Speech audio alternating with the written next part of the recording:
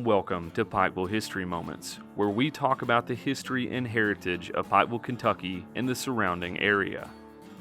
Today we're talking about the 1882 election that saw a violent escalation in the early part of the Hatfield McCoy feud.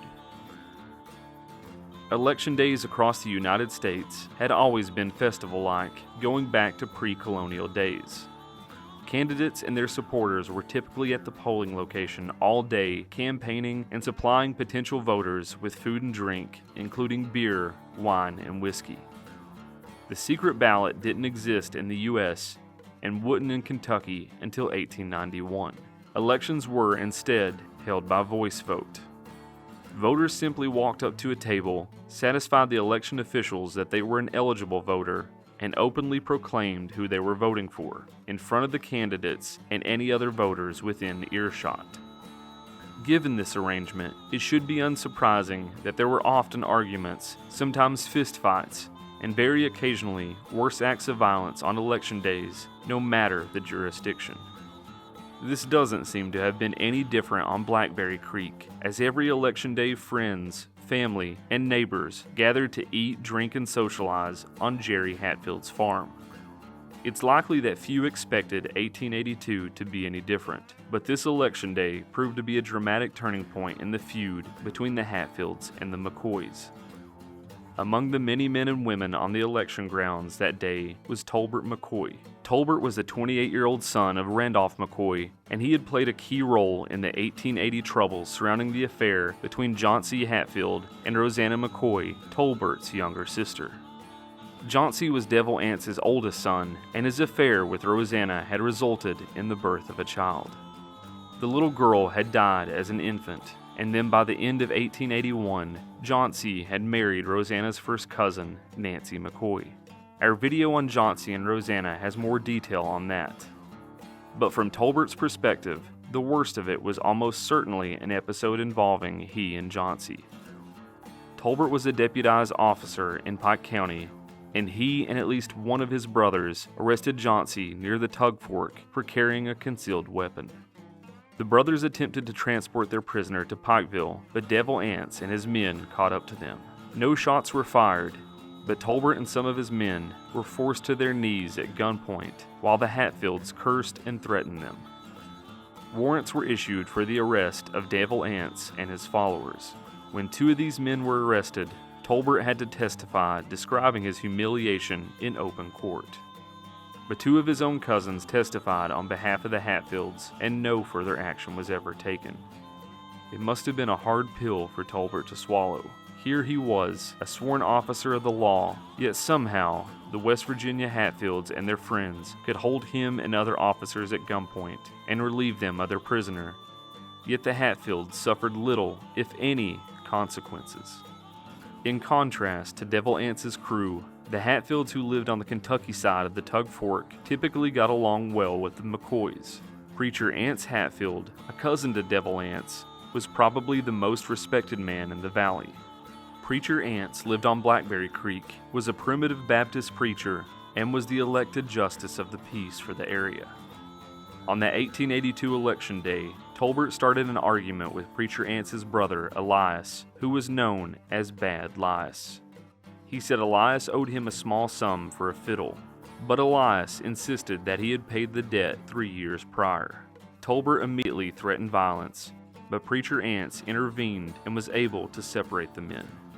As the day and the drinking continued, Tolbert returned to threaten Elias several times.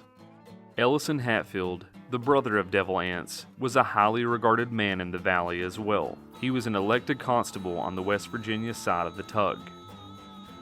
It's said that he had been sleeping off some moonshine, leaned up against a shade tree.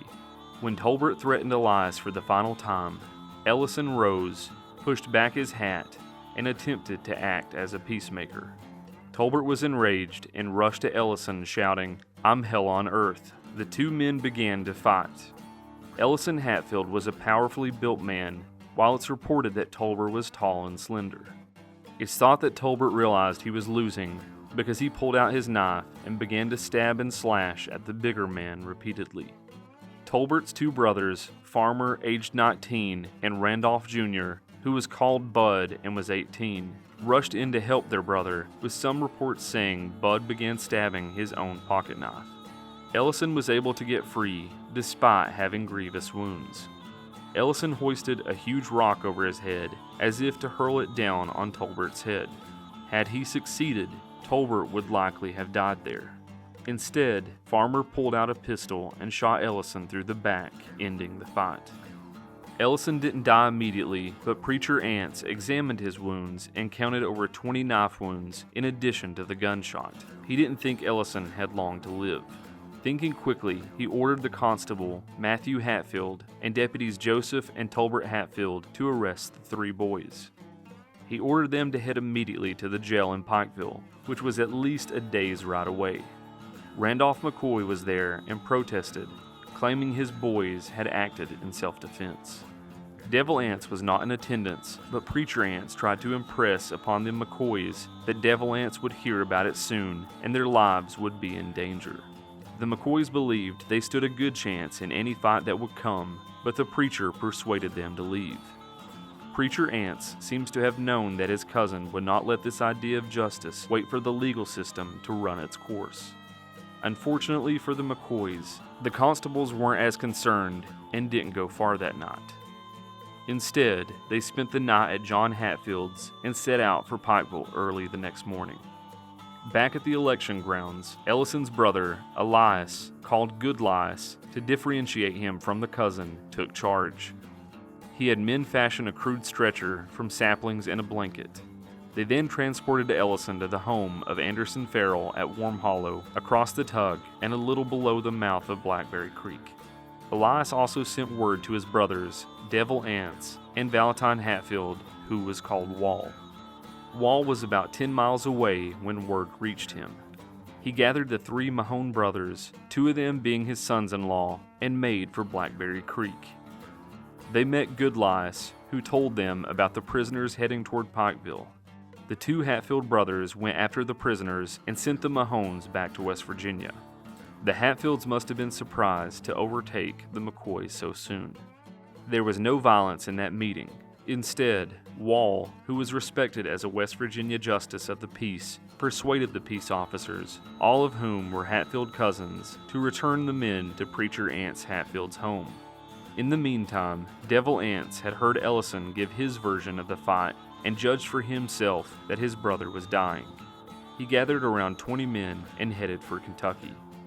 He met Wall's party on their way back to Preacher Anse's home, and he and his men just fell in, reportedly with their guns at the ready. When the party arrived at their destination, the four cousins, Preacher Anse, Devil Anse, Elias, and Wall ate supper together. At some point, a heated debate on the fate of the prisoners ensued. Preacher Anse argued that the law required the McCoys to be tried in Pikeville, while the others argued that it was a matter that should be handled within the Tug River Valley. When Devil Anse had heard enough, he abruptly stood up and walked outside. Then, in a military-style command, he said something like, "All friends of Hatfield fall in line." Around 20 men fell in, weapons in hand. Devil Anse made it clear that the three McCoy brothers were going with him, and the constables were powerless to stop him. Wall told Randall McCoy that any attempt to take the boys would get them killed. Old Randall got on his horse and rode hard for Pikeville, hoping for help from the authorities there.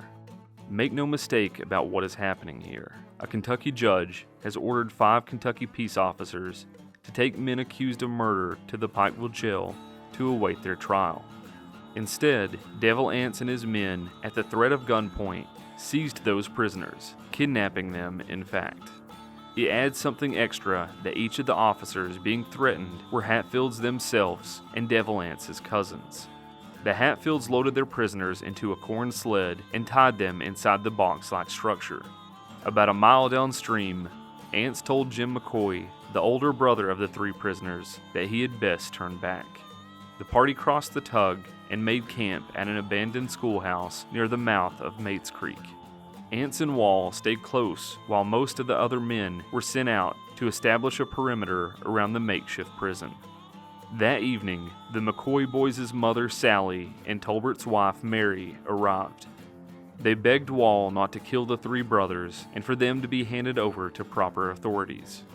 Anse seemed sympathetic at first, and the women were permitted to enter the school to visit with the prisoners.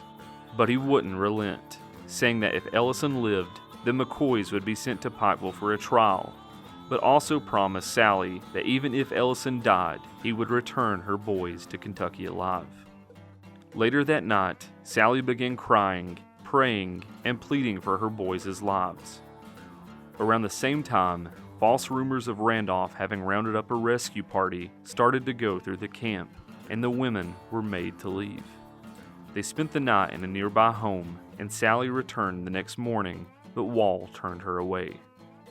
Jim McCoy and Preacher Anse also visited the schoolhouse, but had no more success than Sally had.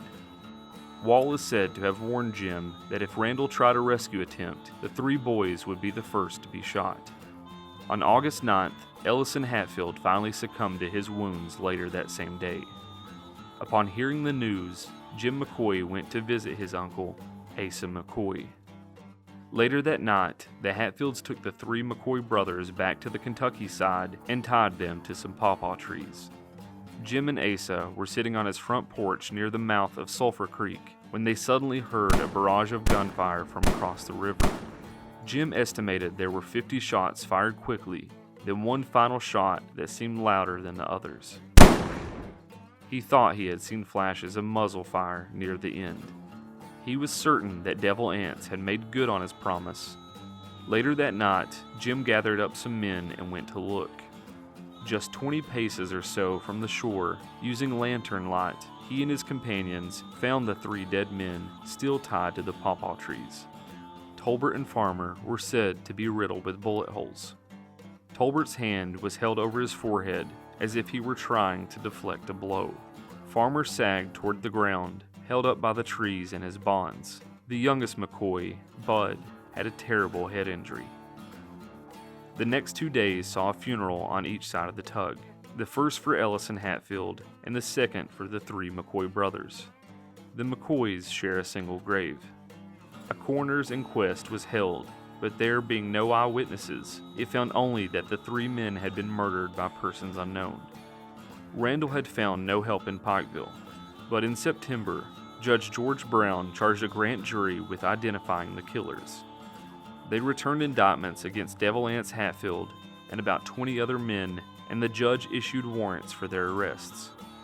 Devil Anse knew what he was doing when he took the McCoys into Kentucky, though. Pike County officials wouldn't cross the state line to capture any of the indicted men, and no crime was alleged in West Virginia. For years thereafter, when court convened, the sheriff would note that he had been unable to arrest any of the men, writing that they were not found in Pike County.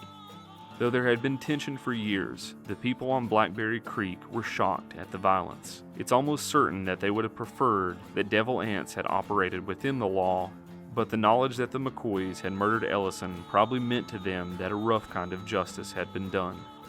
But Randolph McCoy wouldn't let it go, of course, and that along with further acts of violence by Hatfield associates, would eventually break a 5-year period of relative peace. You can watch our video about the raid on the McCoy cabin to see how those events unfolded.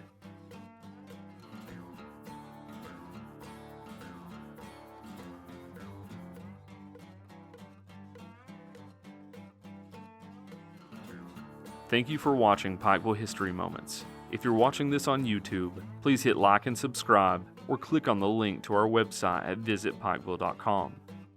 If you're in the area, be sure to visit the Big Sandy Heritage Center Museum for more information about the Hatfields and McCoys, or visit the several Hatfield and McCoy related historic sites in Pike County.